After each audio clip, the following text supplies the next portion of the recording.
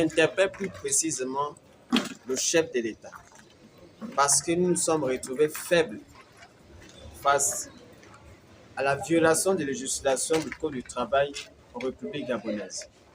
À cet instant, c'est près de 1000 travailleurs gabonais qui s'adressent au président de la République, plus précisément le président de la transition, chef de l'État, le général de brigade plus Luther Oligui Nguema, chef de l'État. Comment se fait-il en 2024 un net à payer par une catégorie B qui perçoit un net à payer de près de 54 000? Ce sont les Gabonais qui vivent dans une précarité orchestrée par les dirigeants du groupe Faubert Gabon. Le syndicat intervient, c'est pour éclairer les travailleurs et que les travailleurs sachent ce qu'il y a lieu de faire concernant leur carrière. C'est ce que vous voyez, Faubert ne veut pas entendre parler. C'est comme la chauve-souris ne peut jamais accepter de mettre son nid là où il y a la lumière. La chauve-souris sous le lampadaire, ce n'est pas facile, qui est clair. Hein? Il va toujours là où il y a. C'est ce qu'est Faubert Gabon. En retour, je lui fais savoir que ça ne va pas prospérer. Je lui écris. Parce que moi, les employeurs qui se comportent mal, je n'ai rien à foutre. Je fais ce que l'homme dit. Le groupe Faubert Gabon a été une énième fois au centre d'une polémique autour du non-respect du code et sécurité du travail, malgré les décisions des nouvelles autorités de la transition qui mettent en exergue le bien-être social et un climat cordial entre les partenaires sociaux et employés afin d'éviter les tensions dans le secteur du travail.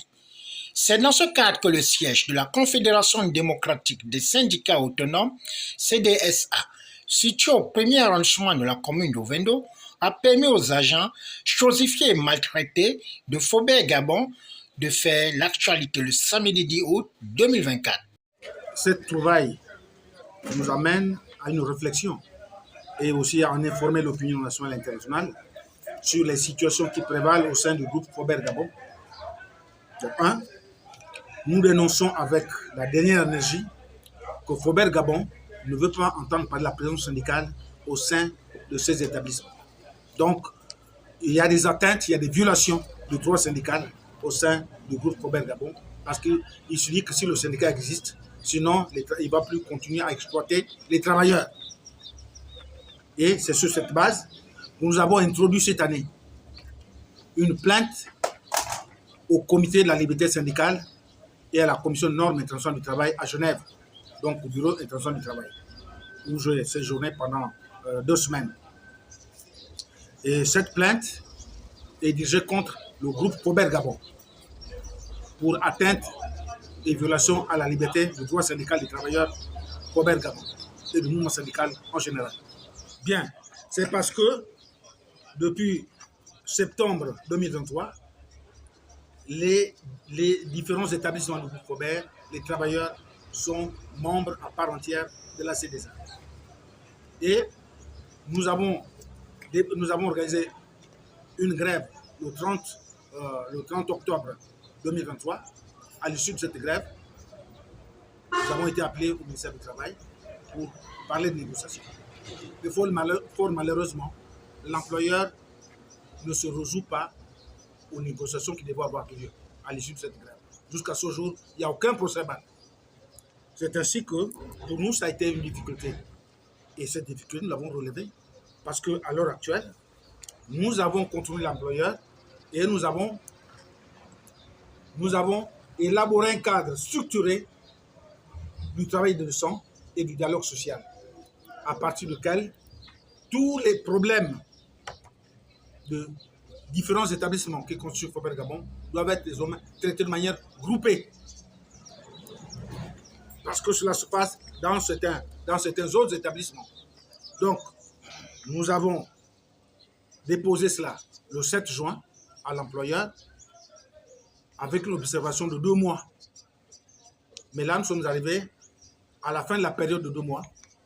Et là, nous faisons le tour d'horizon de la situation pour mettre en place des perspectives qui pourront nous conduire soit à recourir au dépôt de préavis de grève.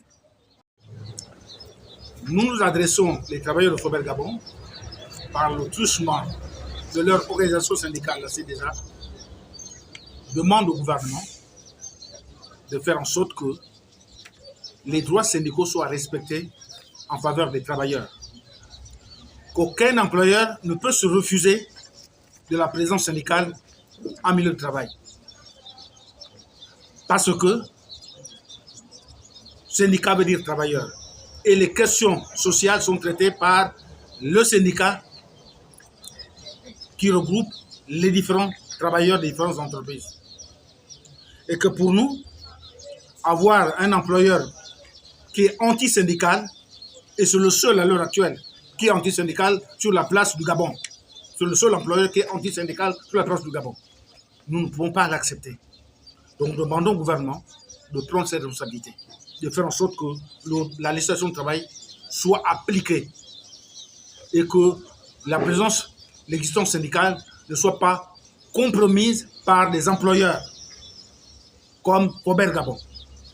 Au niveau international, puisque nous avons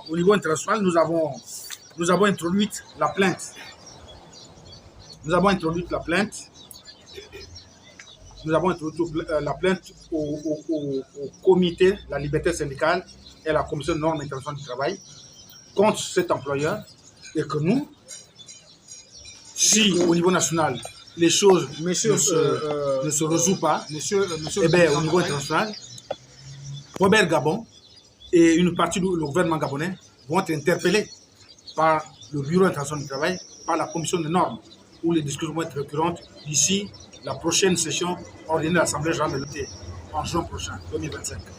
Après l'éclairage et le bien fondé de la rencontre avec les agents du groupe Fobert Gabon venus du Grand Libreville lors de cette assemblée générale présidée par le président Mboumbine Aloïs du CDSA, leader d'opinion, et face aux enjeux de la crise sociale qui perdure entre les travailleurs et la direction, Ngowanza Nicodème et Souka Aristide, délégués syndicaux, n'ont pas hésité à dresser un drap sale sur le lit du groupe Fobert Gabon. Aujourd'hui, un groupe qui est multinational, qui est Fobert, mais les textes ne sont pas appliqués conformément au code du travail gabonais.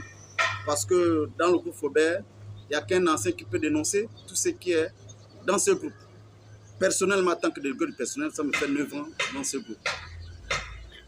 Du coup, il y a ce qu'ils appellent procédure. Procédure, c'est un module monté dans ce groupe qui est vraiment appliqué dans ce groupe, mais qui dépasse le code du travail. Je le dis parce que les autorités n'arrivent pas à résoudre le problème de Fobert Gabon.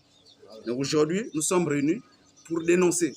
Si rien n'est fait, avec notre syndicat, on va déposer un préavis de grève. Nous sommes ici avec mes collègues du groupe Fobert, surtout sur le dialogue social. Imposer le dialogue social au sein de toutes les identités du groupe Fobert. Par rapport au communiqué 005 du ministre du Travail du 2 janvier 2024 sur la liberté et les droits syndicaux, sur toutes les structures sociales qui doivent se voir introduites dans les entreprises, comme le collège des délégués du personnel, les délégués syndicaux, le comité permanent économique et social, et voir les syndicats. Parce que ce sont les structures qui se doivent, afin que notre employeur puisse respecter les travailleurs. Respecter les travailleurs et nous amener à un certain épanouissement au niveau de l'entreprise. Donc, c'est cela que je voulais insister beaucoup sur le dialogue social. C'est à l'aube de la grande arène qui se pointe à l'horizon pour le nouveau envol du Gabon à travers le référendum qu'Aloïs Mboumbine, acteur syndical, connu pour ses positions de défenseur des droits de l'homme et patriote incarné, invite le pilote de la transition, le général de brigade Brice Clotaire Olegui-Nguema, numéro 1 du Gabon, d'avoir un regard particulier à cette affaire qui a trop perduré avant la chute du pouvoir sortant du 30 août 2023. Moi, je fais une genèse, je me projette d'abord depuis 2009, les différents gouvernements, différents systèmes politiques qui ont jalonné notre pays n'ont pas permis au mouvement syndical de pouvoir amener les choses qui vont dans le sens du social. Donc, les gouvernants n'ont pas permis aux travailleurs de s'émanciper au sens propre du terme. Et que, à l'heure actuelle, où nous tenons cette conférence de presse avec des milliers de travailleurs du groupe Fober, nous lançons un appel à l'endroit du gouvernement de la République et des institutions de la République que nous sommes à l'orée du référendum constitutionnel, mais pour la partie travailleur, au niveau de la République gabonaise, nous sommes dubitatifs à ce jour parce que jusqu'alors, quand on se projette sur le coût du marché de l'emploi et du travail, estimons que les Gabonais ne sont pas pris à un seuil tolérable. Dans ce pays-là, depuis tant d'années, on parle de la gabonisation des cadres, de l'émancipation des travailleurs. Mais fort malheureusement, nous avons une administration très lourde et qui ne veille pas sur le fait que les travailleurs, les quotas au sein des entreprises d'embauche des travailleurs gabonais soient maintenus tels que prévus par les textes. Mais c'est la faute de l'administration publique, qui est le bras séculaire de l'État. Donc, nous disons qu'au nom des travailleurs, et notamment, en particulier les travailleurs du groupe Fober Gabon, présents ici, nous attendons un signal fort de la part du gouvernement pour permettre à ce que le référendum puisse se faire dans des conditions qui soient prises en compte par les partenaires sociaux, tels que les travailleurs de Fober Gabon.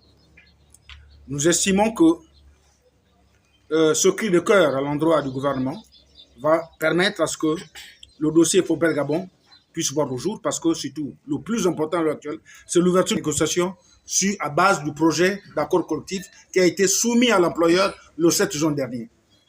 Nous demandons à l'employeur Fober Gabon d'ouvrir des négociations sur la base du projet d'accord collectif du travail que nous avons transmis le 7 juin. En cas de silence de sa part, nous allons recourir au dépôt du préavis de grève des travailleurs du groupe Fober Gabon. Je vous remercie.